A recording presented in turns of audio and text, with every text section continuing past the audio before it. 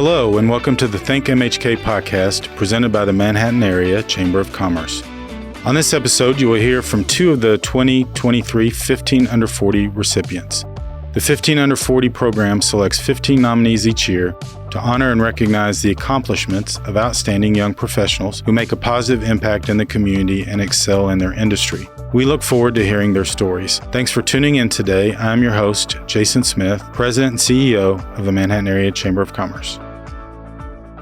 We have a great guest with us today on the ThinkMHK Podcast, another one of our 15 Under 40 winners, Sheila Ellis-Glasper. Hey, Sheila, how are you? I'm doing great. How are you, Jason? I'm doing great. So our first question to all of our 15 Under 40 winners is we ask to talk a little bit about yourself and your history and how you ended up in Manhattan. We are going on our 9th year here in Manhattan as a family, my husband and I and our two kiddos, 11-year-old and a 6-year-old. And so I actually came to Manhattan first as a student at K-State, and I graduated with my degree in journalism back in 2010.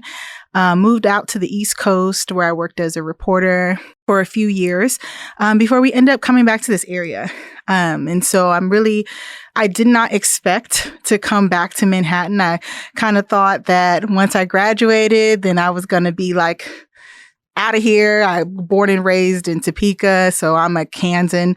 And I really thought that I would be out on the East Coast. A lot of my family is on the East Coast, and we're kind of the lone rangers in Kansas. My grandmother was actually in the Postal Service, and they transferred her from Brooklyn, New York to Topeka, Kansas in the 70s. And so that was quite the culture shock for the family.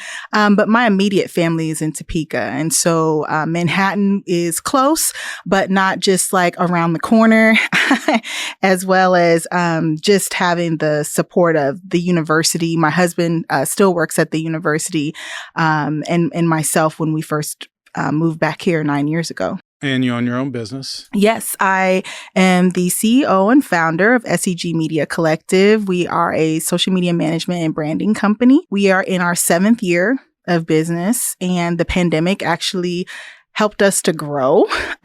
We went from serving mostly local clients and Kansas clients to now serving clients nationwide, and a hybrid type of situation now where our local clients here, we can do things like content creation with photo and video in person. But we live on Zoom a lot, and we have our team is kind of spread out across the country as well. LA, New York, Houston, Texas, and Richmond, Virginia, and then here in Manhattan. So. Wow, that sounds impressive. So I don't know that you and I have ever talked about this, and we've known each other now about 3 years, but I have a journalism degree as well. Oh, I didn't know that. Yeah, so that was my degree. And I spent about 10 years in the newspaper business, and it was hard work. It's very hard work. I loved it. Could not make a living at it. So you've obviously left the field. Did you have similar experiences? And is that something that you really enjoyed doing and just found that it didn't fit? It's hard to obviously have a family and that kind of lifestyle when you're being a journalist. Precisely. I think that I never would regret getting my degree in journalism because it gave me a really good foundation. When I graduated, I just knew that my path was going to be, I was going to be a journalist. My goal was to work for the New York Times. I had interned with the Associated Press, and I had done some work with them after graduation. And I really thought that that was going to be my life until I became a new mom and a new wife, and I was working the night crime shift. And it just became pretty crazy working that schedule. My son, Trey, at the time, my oldest son, he would not go to sleep until I got home. And that sometimes would be midnight or 1 o'clock, 2 o'clock in the morning. And so that was just tough on us. So also I transitioned out of journalism during a time when print journalism was really up in the air. Warren Buffett actually purchased the newspaper that I was working at, the Roanoke Times in Roanoke, Virginia. And there was no clear business plan for newspapers, really. They were just putting their content online for free, and then trying to switch it up on people, trying to have them pay. It just was tough on the business side. And actually, I got into social media because I use social media as a reporter to connect with my sources. And I ended up on the Nancy Grace show for 5 nights in a row. My first year, not interning as an actual reporter with the Roanoke Times. And I was on the show because of my findings back then on MySpace and Facebook. Oh, wow. About a case. And so I will get into the case. It's a whole story, as Nancy Grace does. But yeah, that was when the light bulb went off to me, like, hey, this social media is emerging and maybe this could give me more flexibility in my career than being a night crime reporter and working my way up those ranks. And I was a sports writer, and of course, you have a lot of night events. It's really hard to be a family, be a husband, be a father, be a mother, and do that. So I understand that path. So you're obviously on because you were named a 15 under 40 winner. What was your reaction when you found out that you had won the first class? You were part of the first class of winners for that. I think it was definitely an honor. I was really honored and happy to be able to be in that inaugural class. I think that several of my other classmates in that inaugural class, I've worked with them here at different capacities, whether it be the nonprofit with Black entrepreneurs of the Flint Hills, or in the business community with my marketing agency, or maybe cross paths with them at K-State, or just in the community. So it was really cool to just be a part of that class and look at the work that we're doing in the community collectively, and just for the chamber and the community to recognize young professionals in that way. I thought it was really cool. Yeah, and it was a pretty impressive class. So you hit a little bit on where at least we became, where the chamber started to learn more about you. And that was when you and a group of people started the Black Entrepreneurs of the Flint Hills. So talk about the reason behind starting that, and talk about some of the things that you all been accomplished in your, I guess now over 3 years of existence. Yeah. So Black Entrepreneurs of the Flint Hills really was created out of need. I don't think that any of us set out to create more work for ourselves. We were already busy as entrepreneurs. And so it was actually myself, my husband, Jermaine Glasper, Douglas Barrett, as well as Jessica Elmore, where we really started this organization together. And we were really brainstorming about what can we do to provide or create more resources for minority businesses. We were sharing information, trying to find resources, needing to go outside of the area sometimes when we were looking for inclusive business resources. And we decided to be a solution, find the solutions and be that solution in our community. And so really that's how we got started as an organization, the why behind the work that we do.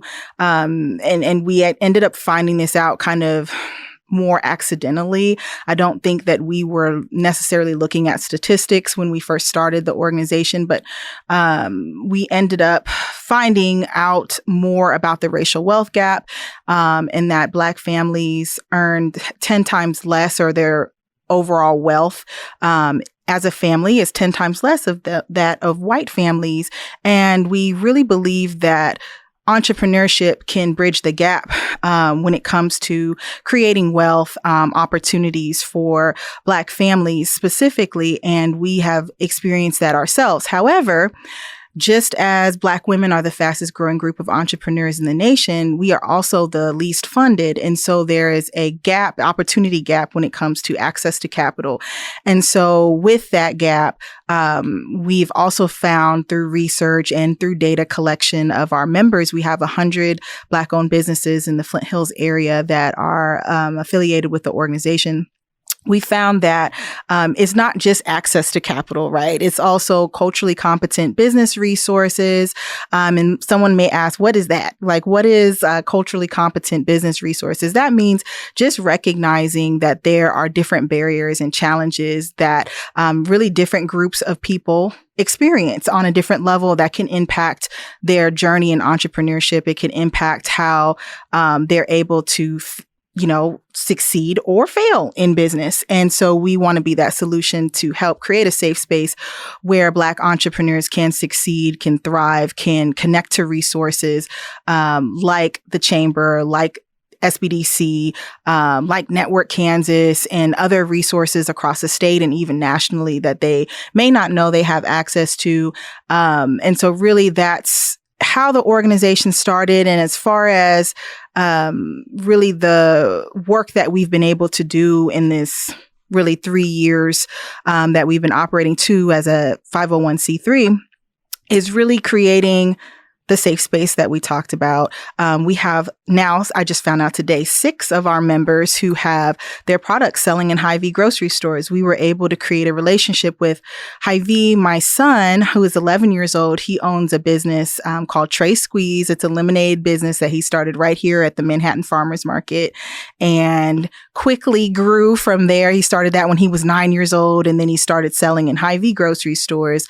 And once we started that relationship with Hy-Vee through my son, we had other members that had products that wanted to get into the store. And so we helped and coached them along that process. And so now we have 6 of our members that have scaled from B2C to B2B and help them along the way of what that looks like. And so that's one of our accomplishments as an organization that we've made, in addition to just being able to solidify our programming as an organization and really begin seeing the impact as far as the recognition of Black entrepreneurs in this area. A lot of people are surprised when they see our directory and they're like, wow, I didn't know that these many Black-owned businesses existed in this area. And I smile when I hear that, because that means that the work is working. Yeah.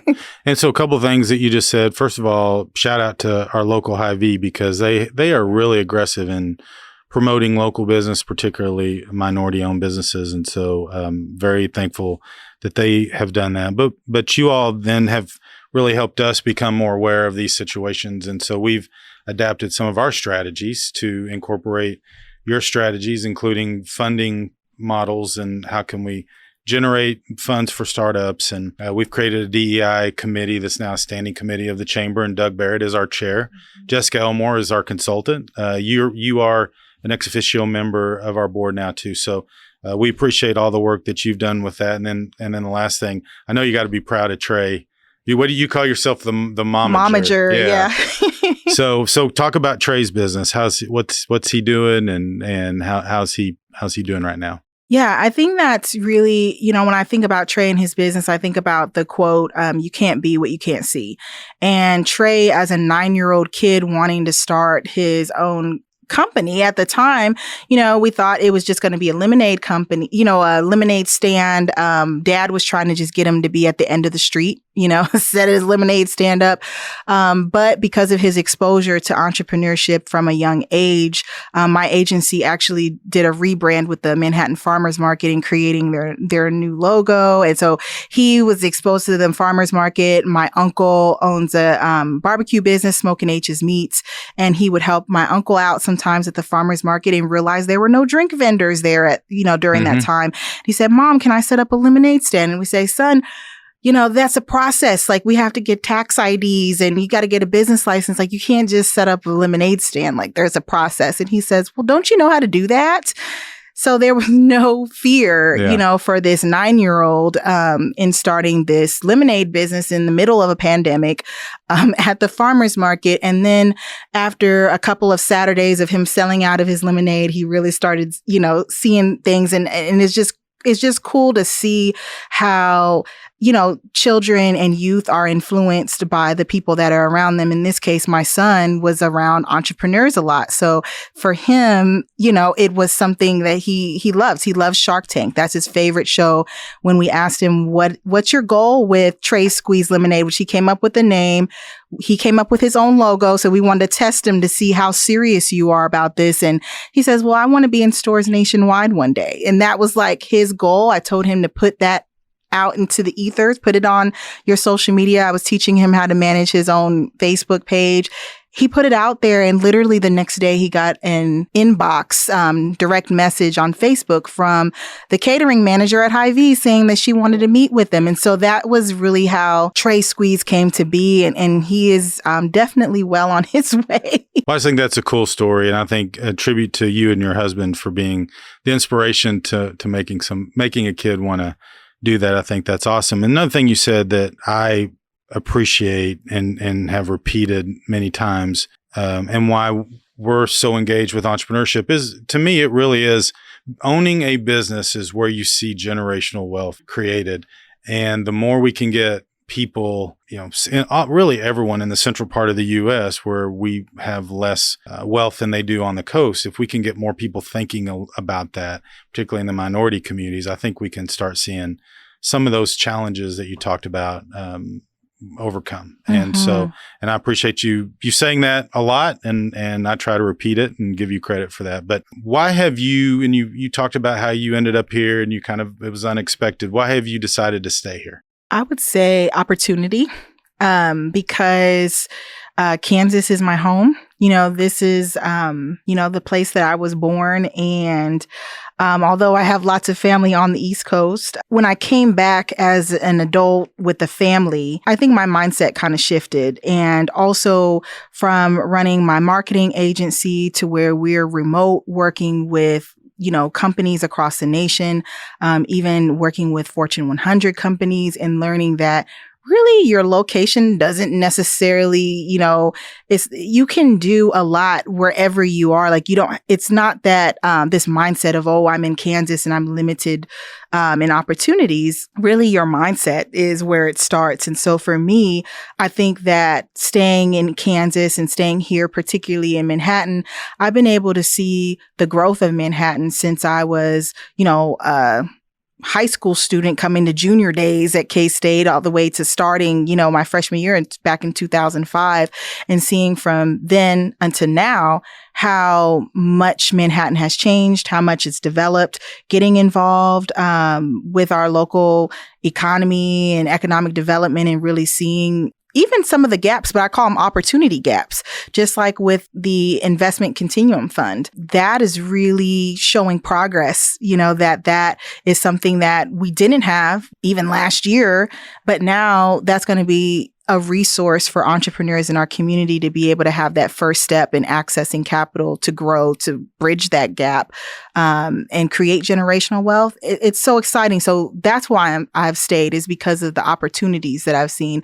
For my 9-year-old to be able to start a business here and grow it and have that community support, I think that that's, ultimately the ROI that we've seen of being in Manhattan is it's opportunity. So what advice would you have for a young professional who's just getting out of school and either entering the workforce or interested in starting their own business? Yes, I would say definitely take advantage of the networking opportunities. There are lots of networking opportunities happening, across the city and across our region, and just getting involved, finding a mentor. People are approachable, being able to find somebody that's doing similar work or has a similar business to what you want to do, and just being able to really leverage building real relationships. I would say for myself as a professional, that's been something that has helped carry my professional career, from starting out as a journalist to getting into marketing at K-State. That's what I did full time before I started my agency. I was the social media manager at K-State. And then now, in the business community as an entrepreneur and now nonprofit founder, it's been the relationships. So I would say take time to build genuine and authentic relationships with people, and it'll carry you a long way. Okay, so that is the end of our formal section of our interview. We now move into the famous or infamous, depending on how you look at it, rapid fire section. And so we have 10 questions here so we can get to know you a little more. It's an interesting story. I was at an event the other night, and it was in Manhattan, but someone was here from Topeka.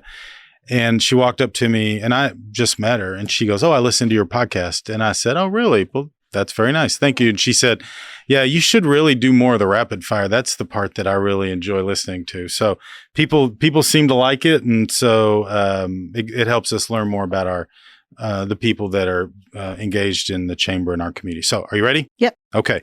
Number 1, what movie have you seen the most? Selena. That's a great movie. That's a great movie. If you could only watch one movie or television show for the rest of your life, what would it be? It's my guilty pleasure. It's a show called Sisters on BET. I think I've seen that advertised. I have not watched it. What do you want people to remember about you? I want them to remember that I cared. What was your first job? Cashier at Sears. At Sears in Topeka? At Westridge Mall. All right. What skill would you most like to learn? I would love to become more techie. So I work in digital marketing, but to be more techie to where I can build stuff. If I had the time to relearn a skill, I would say like coding. Me too. Because I always feel helpless when you kind of get into those situations. I want to do this and you just can't quite figure it out. What is one thing that instantly makes your day better? My kiddos. If they're behaving themselves. Yeah, I was going to say that's a double edge. A good hug from one of my kids would instantly change my day. Yeah. Do you prefer working remotely or in the office? Remote. How do you deal with work stress? Breathe. Don't forget to breathe and drop your shoulders, like just being mindful of your body and trying not to stress, just resetting yourself. That's good advice. First, and this can be 2 answers. First and favorite concert? Janet Jackson. Both first and favorite? Mm-hmm. What advice would you give the 19-year-old you? I would say to my 19-year-old self that don't sweat the small stuff. That is great advice for a 19-year-old, right? I can remember sweating a lot of small stuff when I was 19 and 20 years old. Yes. Then now I look back and go, that was silly. Precisely. Sheila, thank you so much for being part of our ThinkMHK podcast. Congratulations on being honored as a 15 under 40 winner. And thanks for all you do for the community and for the chamber. Thank you so much for having me, Jason. The ThinkMHK podcast is brought to you by the Manhattan Area Chamber of Commerce. Don't forget to subscribe and like the ThinkMHK podcast on your preferred podcast provider, and you will never risk missing an episode.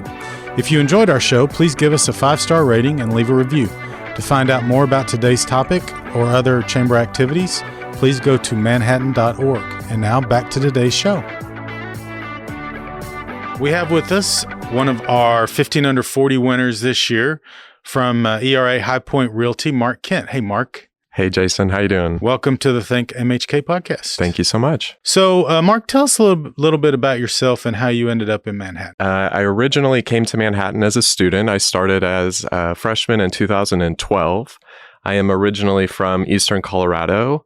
My family moved over into the Kansas side when I was a junior in high school. So K-State was kind of the jump for me that I was looking for. And I went to a very small high school, Hill City, Kansas. And the majority of my class actually went to Kansas State University with me. So I was one of a few that ended up over here.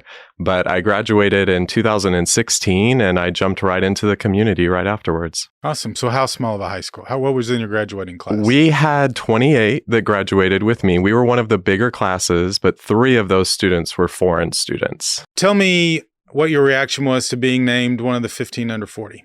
It is absolutely one of the most humbling moments for me in my short time on this planet. I looked at the list of people that I had also received this award with, and it's humbling to see the good that some of those individuals are doing in our community, and putting my name next to them or with them it's a shocking moment for me, and it's very exciting at the same time. We talked a little bit about that you were with the ERA High Pointe Realty. What made you decide to get into the real estate business? I started off working as a personal assistant for a local entrepreneur who has a few pretty major businesses here in the community. And he had this idea to open up a real estate company. It fell under a few years later. But during the time I was there, I was kind of operating, day-to-day management and working as the office manager. I kind of looked around and I said, you know what, I think I can do that. And I jumped right into real estate and got licensed. And I've been working at ERA High Pointe Realty since then. Is it mostly residential is what you're... I do residential. I do dabble in a little bit of commercial. I've had a few clients talk to me about doing commercial recently, and that's really on the up and up. So there's a lot of opportunities here in Manhattan for that. And I'm excited to jump in there. Yeah. So you got engaged very early. Why did you think it was important to start getting engaged in the community? And what are some of the things that you're involved in right now? Growing up, I was raised in 4-H, FFA, Future Business Leaders of America, Honor Society, that kind of stuff. And it's just always been ingrained in me to be a leader in the community you're in and service above self always. So for me, it was kind of a no-brainer. Once I was graduated, I wasn't necessarily looking for opportunities to get involved, but I just kind of let those doors come open and I went through them and have been just kind of finding the opportunities as they come. And what are some of the organizations and opportunities that you're involved with? Through the people that I know here, I've had the luxury of working with the Manhattan Emergency Shelter. I'm on the CLC for Big Brothers Big Sisters here with Michelle Sink. I absolutely love working with her. I'm hugely involved with the Association of Realtors. I've been a committee chair there for a number of years and multiple committees. I'm kind of leaving my legacy on the events and membership committee there, though. I chaired that last year and I'm on the board of directors for that association for the next 3 years. So mostly the Realtor Association, but yeah. And of course, the Chamber of Commerce. Yeah, Chamber, absolutely. Yeah, a couple of committees there now. Yeah, and we appreciate you've been on our membership committee for a while. And And your input there has been great. And then you just recently joined our Diversity, Equity, Inclusion committee, which became a standing committee this year. So thank you for doing that as well. Absolutely. So what do you think makes Manhattan a special place to live and work? For me, Manhattan is a perfect example of a smaller community in feel, but a bigger town in general. And I've actually listened to a few of these podcasts, and I think it's a very common theme for a lot of us that it doesn't feel too overwhelming here. A lot of us who come from rural backgrounds feel comfortable, and those of us who are looking for a smaller community as well from those urban areas, we fit in just well. And as a real estate agent, I'm always all over the place, and it's about 15 minutes from one side to the other. So that's exciting. I don't get overwhelmed by that very easily. Something related to that is an important part of people's decision to locate somewhere is real estate. So I know this changes constantly, but it's a challenge right now in Manhattan to find a house, isn't it? Yeah, it can be for sure. And the markets over the last couple of years has shifted so much. And, we've got rising interest rates and we've got people holding onto their homes longer than the average time frame. And, we've got a lot of incredible developers here in the community, though, who are continuing to build phenomenal houses. So we've just got to keep up with that trend and keep going. And hopefully people can start to find homes quicker. And as a real estate agent, you obviously deal with a lot of people moving to town. What's their first impression when they get here and see the community? It's really interesting. You'd think that there wouldn't be a common theme, but it's always the passion and the energy that surrounds our community. People either really absorbed with K-State or during the summers, arts in the park. And it's just that commitment to community that really impresses people. I always kind of joke that, in some ways it's not funny. And as a chamber, we're trying to do what we can to change this. But I always joke that Manhattan benefits from low expectations and that we always exceed what people imagine it's going to be like every single time. Oh, exactly. I mean, most people think, it's Kansas. How great can it get? But lo and behold, little Manhattan, a little apple, it absolutely is great. you obviously could move anywhere. I mean, real estate is something that you can do anywhere in the country. Why, you talked a little bit about what makes it special, but is there anything specific that's made you decide to stay in Manhattan? Yeah, when I was a student, I was heavily involved with the leadership department at KSU, and it was ingrained into me to be involved in the community. And it was never a second guess to me to want to stay here once I graduated and be a part of the community. I think it's important to integrate yourself and ingrain yourself into the community you're living in, even as a student. So that's really what inspired me to do that. What's something that we can do as a community to be more attractive to graduates coming out of K-State so that, like Marc Kent, they decide to stay in Manhattan? Well, I think obviously the number one thing is we've got to have job opportunities for people. And that's kind of, that's just out there. We all know that. But as far as people thinking about whether or not to stay in Manhattan, I think it's really important that we as a chamber, obviously we've got the Young Professionals organization now, have some integration with the university life. And that sometimes comes apart as one separate entity from the actual community itself. And we've just got to keep encouraging young people, specifically new graduates, to be involved and to get out into the community because it is a different, separate area. That's an interesting observation. And one thing that we've discovered in other university communities where I've lived in too is that the knowledge of what goes on outside of the walls of the university is very limited. And we kind of joked, and when I was in Norman, we said this specifically, but we kind of joke periodically that a lot of times students will say, well, I'm graduating from the institution, and they feel like they're also graduating from the community. And how do you stop that sort of dynamic? And I think, and that's what we've asked our young professionals to do, is be more engaged on campus so they see there's a life after graduation. Yeah, absolutely. Go back to the young professional student discussion. If you had advice for a young professional that's just getting out of school and entering the workforce, what advice would that be? I think it's really important that every young person identifies who their mentors will be, whether that's in the community or a professor or somebody who they really look up to that they have, at their disposal or at their resources nearby. For me, it really stems from the fact that I had some incredible entrepreneurial people here who just saw the potential in me and knew that, if they just pushed a little bit, then I would get somewhere. And it's not necessarily them trying to dictate or control my, end life or anything, but they just really saw the potential. And I think that makes a huge difference for a lot of people. So what makes you get up out of bed every day and go to ERA High Pointe Realty and do your job on a daily basis? The fact that I get to have different clients in different parts of their life experience, and it could be bad experiences or good experiences, it fulfills me more than I think other realtors might admit, or maybe they would. But just the fact that we are helping humans get through periods or phases of their life, it's impactful work. It might not seem like it always, but it really is. And that's what gets me up out of bed every day. So are there other podcasts that you listen to that you could recommend to people other than obviously the ThinkMHK podcast, which you said you were an avid listener? Yeah. You said avid, right? Yeah, absolutely. Or occasional. You did say occasional, Ben. Occasional avid listener. Yes, I do listen occasionally. Yeah. Not too many podcasts, although I do kind of tune into NPR. I listen to This American Life here and there. I love hearing stories of people, talking about what interests them and things, unique things. But recently I have discovered a podcast called Case 63, which is a short story version narrated by Julianne Moore and Oscar Isaac.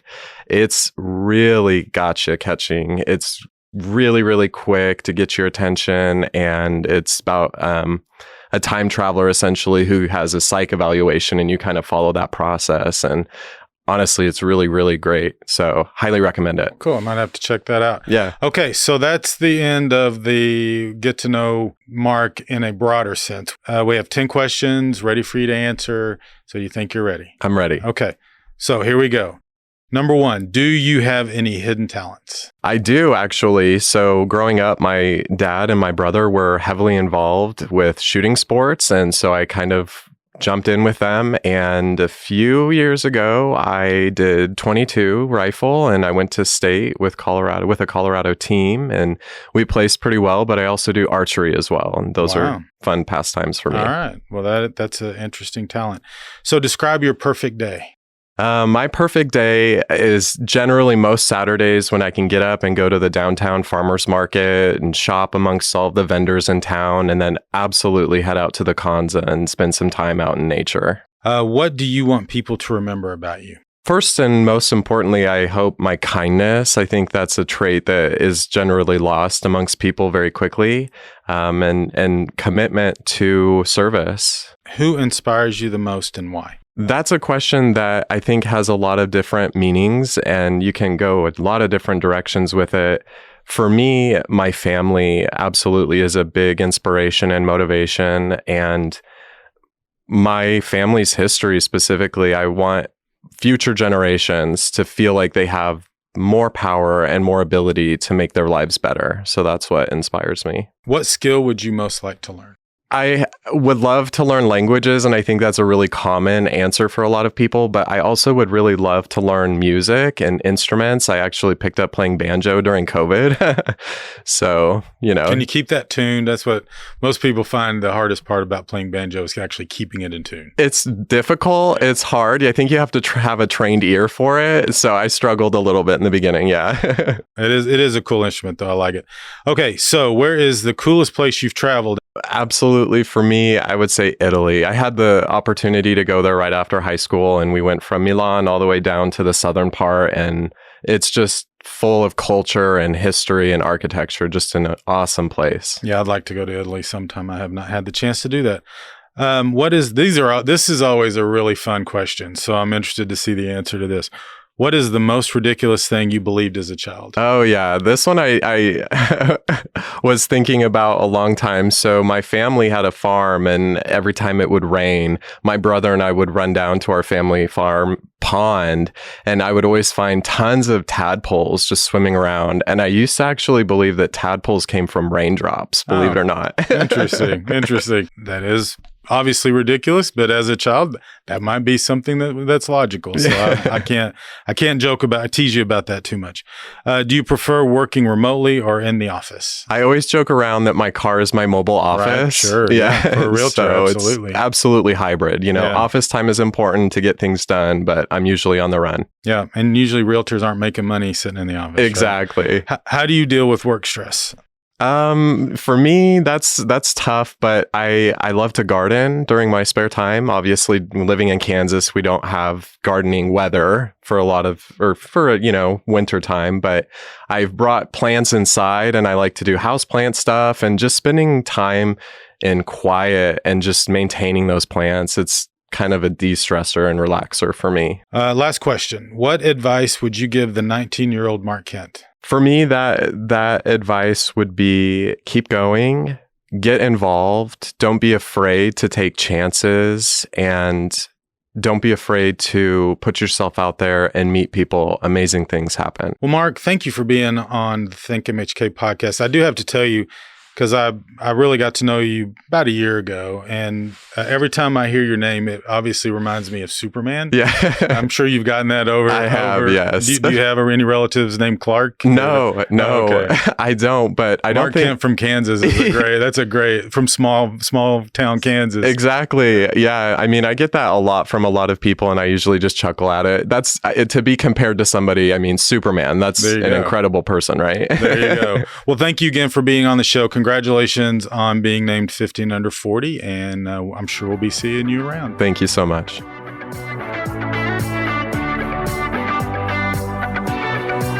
Thanks for listening to this episode of ThinkMHK, a podcast produced by the Manhattan Area Chamber of Commerce. If you enjoyed the ThinkMHK podcast, we'd love for you to subscribe and share it out on your social media channels. Feel free to reach out to us on Facebook, Twitter, or Instagram at the Manhattan Area Chamber of Commerce.